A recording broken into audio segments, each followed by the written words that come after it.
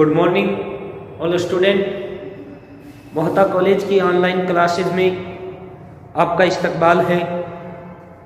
आज हम BA part second के हमारे अगले मौजू हकीम मोमिन खां मोमिन की गज़ल गोई पर चर्चा करने जा रहे हैं। उनकी जो असलूब है, उनका जो कलाम है, उस पर चर्चा करेंगे। तो आज का हमारा टॉपिक होगा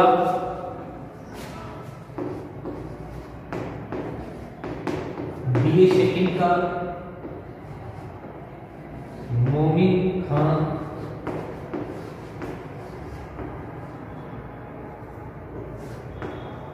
मोमिन की गज़ल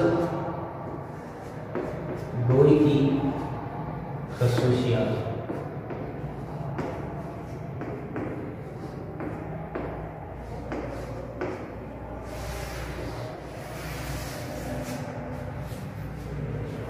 चलिए शुरू करते हैं हमारे आज के इस टॉपिक को। देखिए, इससे पहले हमने मोमिन खां मोमिन की गज़लों की जो हमारे निशान में शामिल है, उन गज़लों की तशरीहात पढ़ी थी। हमने हमारे उससे पिछले वीडियो में मोमिन खां मोमिन की मुख्तसर हयाती ज़िंदगी पर भी चर्चा किया हुआ है। इनके बारे में जानने के लिए आप हमारे पिछले वीडियो में देख सकते हैं। अब हमारा जो आज का टॉपिक है वो है इनकी गज़ल गोई की खसूसियात। तो शुरू करते हैं हम हमारे इस अगले टॉपिक को। इससे पहले कुछ मुख्तसर तारुफ फिर से पेश कर देता हूँ। देखिए, गालिब के बाद मोमिन अहदे ज़री के दूसरे बड़े शायर हैं। गज़ल उनका असल मैदान है और उनकी गज़ल का दायरा हुस्न व इश्क तक महदूद है। लेकिन इस महदूद दायरे में उन्होंने ऐसे कमाल का मुजाहिरा किया है कि आज तक ज़माना बदल जाने के बाद भी अहले नज़र उनकी गज़लों पर फरिफ्ता हैं, यानी आज भी उनकी गज़लों पर फिदा होते हैं, या यूँ कह लीजिए उनकी गज़लों के फ़ैन हैं। नियाज फतेहपुरी ने जो हमारे अहद के नामवर नकाद हुए, फरमाया मीर के सिवा अगर तमाम क्लासिकी शौरा के दीवान मेरे सामने रख दिए जाएं और उनमें से सिर्फ एक दीवान मुंतखब यानी चुनने के लिए कहा जाए, तो मैं बिला तामील यानी बिना देर किए हुए मोमिन का दीवान उठा लूँगा और कहूँगा बाकी सब ले जाओ। इससे अंदाजा होता है कि मोमिन के ज़माने से लेकर आज तक उनका कलाम किस कदर मकबूल रहा है। कलाम मोमिन के कदरदां हर ज़माने में मौजूद है और शायद हमेशा मौजूद रहेंगे। कुछ इंट्रोडक्शन और हो जाए। मोहम्मद मोमिन खां इनका नाम था और मोमिन इनका तखल्लुस। हकीम गुलाम नबी खां के बेटे थे। मोमिन 1800 ईस्वी में पैदा हुए। शाह अब्दुल कादिर से अरबी की तालीम हासिल की। इसके अलावा रियाजी, नज़ूम, मौसीकी और शतरंज में भी महारत हासिल की। शाह नसीर से अपने कलाम पर इस्लाह ली। उन्होंने शायरी के अलावा नस्र में भी बेहद अच्छे मज़ामीन लिखे। मोमिन 1852 ईस्वी में इस दुनिया से कूच कर गए। चलिए, गज़ल गोई की खसूसियात। मोमिन, जैसे कि हम जानते हैं कि इनके यहाँ भी आशिकाना मज़ामीन दहली की शायरों की तरह पाया जाता है। तो इनके पहली जो खसूसियात है कलाम की, वो है आशिकाना मज़ामीन।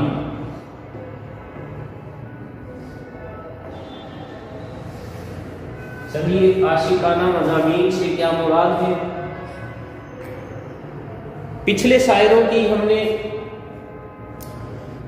पिछले शायर जैसे मीर दर्द के यहाँ हमने पढ़ा था, इसी तरह से और शायरों की तरह मोमिन के यहाँ भी आशिकाना मज़ामीन की आमेज़श पाई जाती है।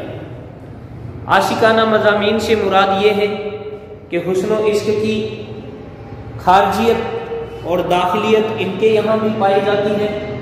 हुस्न व इश्क के मौजू इनके पास भी भरपूर हैं, हत्ता कि हमने जाना यहाँ तक कि इनके पास सिर्फ शायरी ही हुस्न व इश्क से जो वाबस्ता है इस तरह की है, और उसी में इन्होंने ऐसे जौहर दिखाए हैं कि जिनके ज़रिए से आज तक इनसे बढ़कर कोई और शायर सिवाय मीर के हम कह नहीं सकते कि हुस्न व इश्क के जौहर दिखा पाया हो अपनी शायरी में।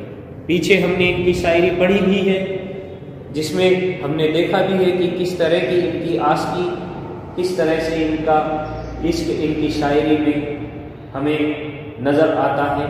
तो चलिए इनकी आशिकाना मज़ामीन पर कुछ चर्चा हो जाए। मोमिन की गज़ल हुस्न व इश्क ही के गर्द घूमती है, इनके दीवान की वर्क गर्दानी करने से, यानी इनके दीवान को अगर हम एक बार पढ़ेंगे अंदाजा होता है कि इन्होंने इस महदूद दायरे में कैसे कैसे कमालात का मुजाहिरा किया है। हिज्र, विशाल, रूठना, मनना, महबूब की वफादारी, इश्क व मोहब्बत की हर कैफियत इनके अशआर में मौजूद है। इन्होंने आशिकाना मज़ामीन ऐसे दिलकश अंदाज में पेश किए हैं कि कदम कदम पर ताजगी का एहसास होता है। चंद शेर आपको पढ़कर सुनाता हूं। लिखते हैं, उल्टे वो शिकवे करते हैं और किस अदा के साथ, उल्टे वो शिकवा करते हैं और किस अदा के साथ, बेताकती के ताने हैं गजरे जफा के साथ। एक शेर और, तुम हमारे किस तरह ना हुए,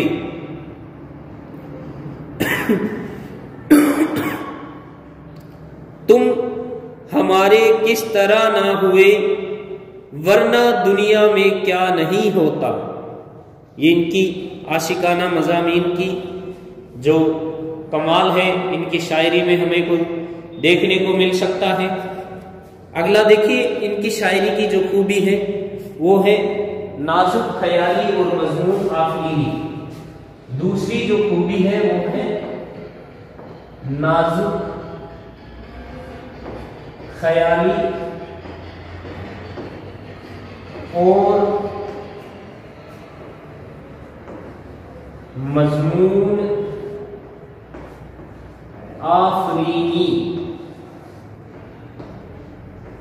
नाजुक ख्याली और मजमून आफरीनी, इससे क्या मुराद है? देखिए, मोमिन का जो कलाम है उसकी ये एक और अहम खूबी है, यानी वो बात में बात पैदा करते हैं कि हमारे लिए असल मफहूम तक रसाई यानी पहुंचना आम तौर पर दुश्वार हो जाती है।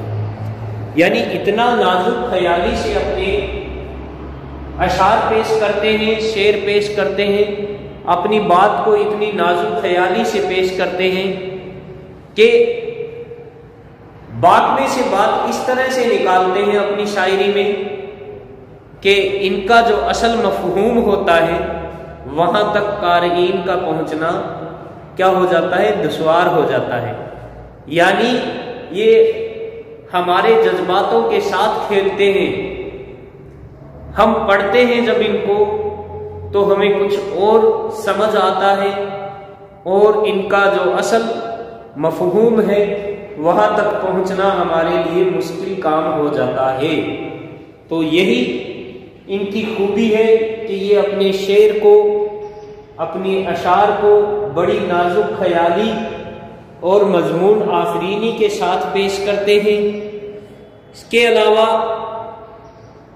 चंद मिसालों से वाज़िह हो जाएगा कि दीवाने मोमिन में ऐसे अशार बड़ी तादाद में मौजूद हैं जिनके मफहूम तक पहुँचने के लिए बहुत गौर फिक्र की ज़रूरत है। यानी अगर हमें उनका मफहूम जानना है तो हमें बहुत ही गौर फिक्र करना पड़ेगा। लिखते हैं, आए वो दस्ते गेर में दिए हाथ, आए वो दस्ते गेर में दिए हाथ, यानी गेर के हाथ में हाथ दिए आए। आस टूटी शिकस्ता पाई की। अब शिकस्ता पाई यहां लफ्ज लिया है तो घुमा रहे हैं। खैर, शिकस्ता से मतलब होता है हारा हुआ, या यहां ये अपने ख्याल को बदल कर पेश कर रहे हैं, बड़ी बात में से बात निकाल रहे हैं, नाजुक ख्याली से अपना बयान लिख रहे हैं। अगला एक और शेर, देखो अपना हाल जार मुनज्जम हुआ रकीब, देख अपना हाल जार मुनज्जम हुआ रकीब, था साजगार ताले नासाज देखना। पीछे हम इनकी तस्रीह पढ़कर भी आए। अगला इनका जो कलाम की खूबी है वो है शोखी व तंज। इनके कलाम की खूबी है शोखी व तंज। शोखी व तंज से मुराद है कि ये अपने जो कलाम है उसमें ज़रीफाना और तंजिया, यानी मिजाहिया और तंजिया दोनों तरफ की जो शायरी है, दोनों तरह की, दोनों किस्म की करते हैं। और अपनी शायरी में ज़राफ़त के बेशकीमती नमूने पेश करते हुए ये अपनी शायरी को लिखते हैं। बड़े ही ज़रीफाना अंदाज में तंज करते हैं, ताना भी देते हैं। देखिए इनके कलाम में ये बहुत ही भरपूर खजाना हमें शोखी व तंज का मिल जाता है। इनका मिजाज बड़ा ही आशिकाना मिजाज था, इसलिए इनके कलाम में महबूब से छेड़छाड़, यानी उनसे ज़राफ़त करना, उनसे शोखी करना, वाइज की शिकायत, रकीब से चुटकी लेना और नासिह पर फिक्रे वगैरह तमाम बातें मिलती हैं। कुछ शेर मुलाहिजा हो, लिखते हैं, रस के दुश्मन बहाना था सच है, रस के दुश्मन बहाना था सच है, मैंने ही तुमसे बेवफाई की। अगला एक और शेर छेड़छाड़ कर रहे हैं, लिखते हैं, मंजूर हो तो विस्ल से बेहतर सितम नहीं, मंजूर हो तो वस्ल से बेहतर सितम नहीं, इतना रहा हूं दूर के हिजरा का गम नहीं। बिल्कुल बड़ी ही शानदार सा अपनी शोखी व तंज का इन्होंने मुजाहिरा शानदाराना लहजे से पेश किया है। अगला इनकी कलाम की जो खूबी है वो है कि गजलों में मकरे शायराना। ये ऐसी खूबी है जो किसी और शायर के पास हमें देखने को नहीं मिली। मकरे शायराना यानी शायरी में मकर। शायर बात कहते हैं तो सुनने वाले जो सामीईन हैं उनको ऐसा लगता है कि जैसे हमारे लिए कह रहे हैं, लेकिन इस ऐसे मकर से शायरी पेश करते हुए अपनी बात को, अपने मकसद को कह जाते हैं और इसका एहसास सुनने वाले को बिल्कुल भी नहीं होने देते। इस तरह से मकरे शायराना भी इनके कलाम की एक और नुमाया खूबी है। देखिए, लिखते हैं कि असलूब की नुदरत की तरह एक और खूबी भी मोमिन से शुरू हुई और उन पर ही खत्म हो गई। वो है उनका अछूता अंदाजे बयान। बात इस तरह कहते हैं कि जो बज़ाहिर मुखातिब के फायदा की मालूम होती है, लेकिन गौर करे तो पता चलता है कि उसमें शायर का अपना ही फायदा है। चंद शेर लिखते हैं। गैरों पर खुल न जाए कहीं राज देखना, गैरों पर खुल न जाए कहीं राज देखना, मेरी तरफ भी गुम जाए गुमाज देखना। मजलिस में तुम अगियार को जरा दजदीदा नजर से, मजलिस में तुम अगियार को जरा दजदीदा नजर से, मंजूर है पनाह न रहे राज तो देखो। दोनों की जो हमारी पिछली वीडियो है उसमें हमने इन अशार की तशरीह पढ़ी हुई है। अगली जो इनके कलाम की खूबी है उस पर चर्चा करते हैं। इससे पहले कुछ और इनके मकरे शायराना में देखिए, ये जो शेर इन्होंने बताए हैं इसमें बज़ाहिर तो वो सलाह देते हैं कि बज़्म में मेरे रकीबों को चोरी चोरी देखोगे तो तुम्हारी रुसवाई होगी। लेकिन दिल की बात यह है कि उनका महबूब उनके रकीबों की तरफ मुतवज्जो ना हो तो अच्छा है। इस सिफ्त को मौलाना जियाउ अहमद बदायूनी ने मकरे शायराना का नाम दिया है। अगले इनकी जो कलाम की खूबी है वो है इनके असलूब की नुदरत, यानी इनके कलाम की नुदरत, जबान की नुदरत कह सकते हैं। देखिए अपने असलूब की नुदरत में ये किस तरह से शायराना मुजाहिरे पेश करते हैं। जब से इन्होंने गजल गोई के मैदान में कदम रखा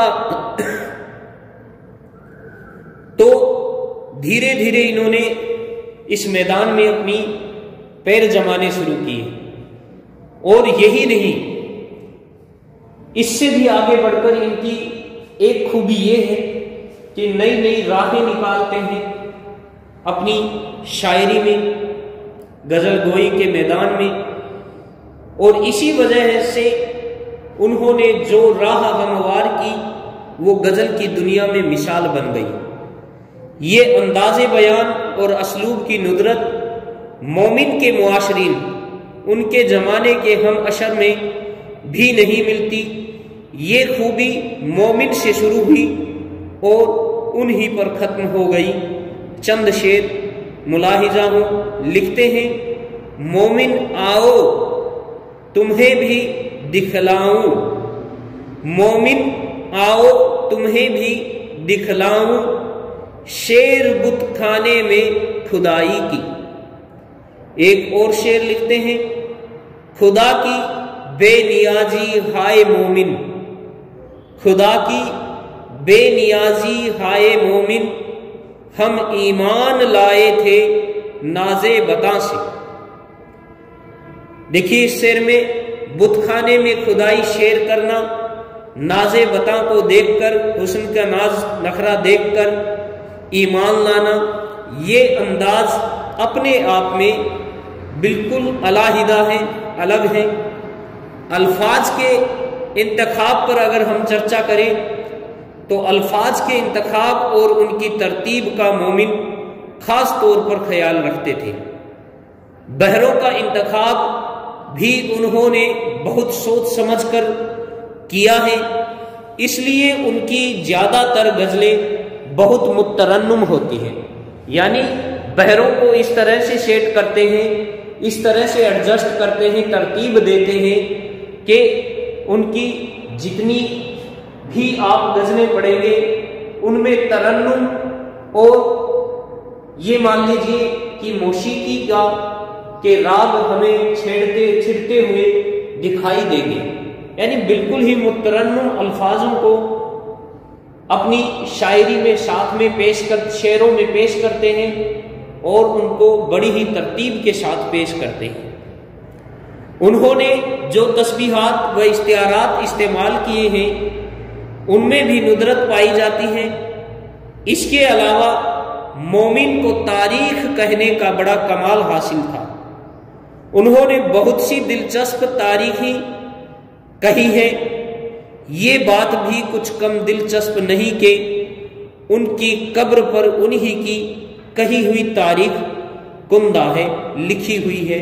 उन्होंने फारसी में एक तारीख लिखी और उसकी वसीयत की कि उनके मरने के बाद उनकी कब्र पर लिख दी जाए। ये जो तारीख थी वो ये थी, दस्त व बाजू बाशिकस्त, यानी हाथ पांव टूट गए। बाशिकस्त यानी टूटे हुए, हाथ पांव टूट गए। इन खुसूसियात की रोशनी में कहा जा सकता है कि मोमिन अपने दौर के मुनफरिद गजल गो शायर गुजरे हैं। इतना जरूर है कि उन्होंने गजल को उसके लफ्जी मानी में मुनहसर करके, यानी अपनी गजल को महज हुस्न व इश्क के मज़ामीन तक महदूद करके खुद को बुलंद रुतबे से महरूम कर लिया, वरना वो गालिब व इकबाल के हम रुतबा होते। तो ये जो हमने आज पढ़ा ये थी मोमिन की गजल गोई। हमारे सिलेबस के अकॉर्डिंग इतनी ही हमें गजल गोई के बारे में लिखना है, ज़्यादा तफसीलात की ज़रूरत हमें इसमें पड़ती नहीं है। हमारा ये जो टॉपिक था वो यही इख्तिताम पर पहुंचता है और इसको हम आज यही ख़त्म करते हैं। कल हमारे निशाब में अगले जो शायर हैं, जो शेख इमाम बख्श नासिक हैं, उनके बारे में चर्चा करेंगे। तो चलिए आज का हमारा वीडियो यही समाप्त होता है। शुक्रिया।